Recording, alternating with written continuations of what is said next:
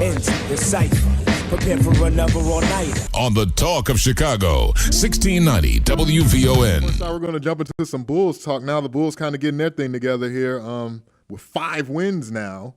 They've gotten some wins at home. They have the Charlotte Bobcats, soon to be Hornets, coming into town tomorrow. And then they have the dreaded circus trip. So the Bulls have been able to get a few wins. A nice win last night. I wouldn't go as far to call it a statement win. It was a nice get-back win, I guess, over Indiana, a team that kind of embarrassed them a week or so ago down in Indianapolis, and they were able to come out. They hit a lot of threes last night. So I'm kind of thinking while we were sitting there at the press box, Maya, watching the game last night, like, yeah, it's a good win, but it's kind of got a little fool's gold to it because the Bulls aren't that great of a three-point shooting team, but they were dropping them at 1.9 for 11, wound up 11 for 19 from 3.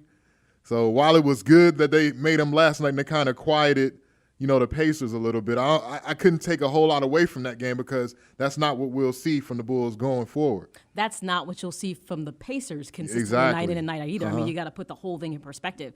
I think the thing that, for me, that was really impressive about that win is of the 9 people that suited up to play, 7 of them were in double figures. Very balanced. I mean, so you got good contribution from the bench. The starters all look good. Jimmy Butler finally got some, production from him at the 2 guard, which right now seems to be the big question mark everyone has, is if that's going to be a role for him that he's going to be able to really execute. So they looked good, and they played consistent basketball for 4 quarters, especially defensively. The one thing that was important with the Pacers was contesting them in the paint. And that's something they did on both ends of the floor. It was good to see the bigs get in the paint and not out at the three-point line trying to drop threes. To see Noah not at the top of the key, to see him in the paint.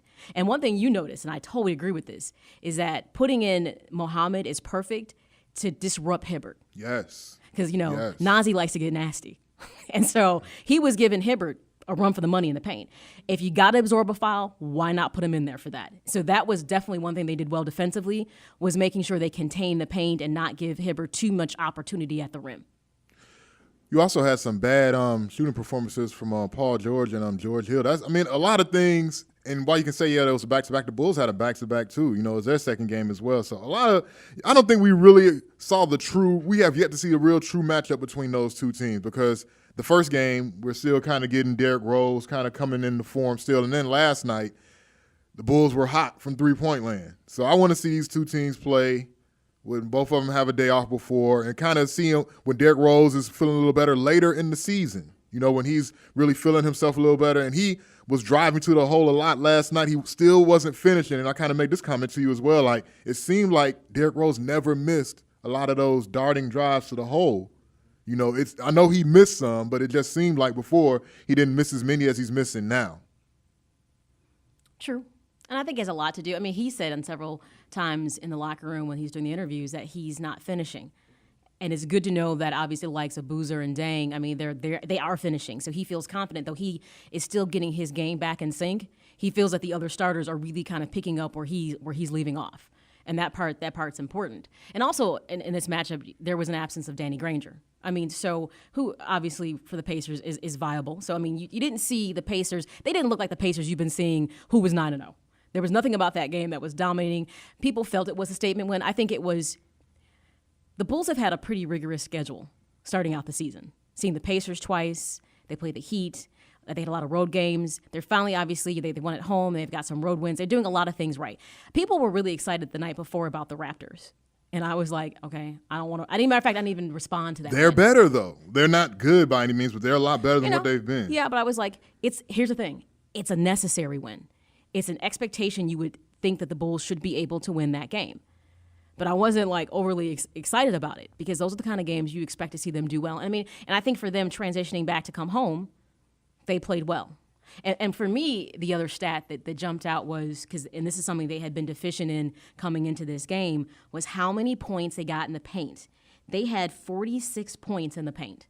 And that's something you had not seen from the Bulls thus far this season. They were going for too many either 15 to 7 foot jumpers or even like going for threes. This is the first game where they got into the nitty gritty and everybody was getting in the action around the rim. Kurt Heinrich had an excellent game. Yeah. He was, offensive and defensively, he was just doing everything you want him to do. And Mike Dunleavy shot the ball well. That was probably his best shooting effort of the year to this point. Yeah, because Dunleavy, he put in 23 minutes, which was good, and got 15 points. I mean, so, and actually, especially for Dunleavy and even with Butler, they seem like they found more continuity in the second half of the game than in the first. And I think what's interesting, and we talked about this, the conversation about Luol Deng, I want to put this on the table, and I'm sure people are going to disagree with me. I seem to do that well, make people disagree with me. So I'll go ahead and put this out there. I want people to stop talking about trading him. He is not an option for a trade at this point of time for a number of reasons. He averages roughly between 35 to 36 minutes a game, the most of anybody on the team, because obviously he's on the floor with the starting five, but he also does a lot of work with the bench mob.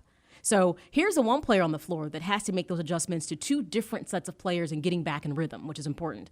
You know, he's averaging 16 points a game, you know, almost 2 steals, 4 assists, 6 rebounds. Statistically, if you can find someone who's going to give you that night in and night out, you tell me who it is in the NBA right now. So people need to stop saying you got to get rid of Deng, and I think you need to understand what his role is on this team. Yes, he's a starter. He was never meant to be a 1 or a 2. And when Tibbs came to the Bulls, he understood what Luol was supposed to be doing and put him in that role. But for people who thinks he's that expendable, I think you need to reevaluate that because he's giving on a good night more than a quarter of their points. Oh, yeah.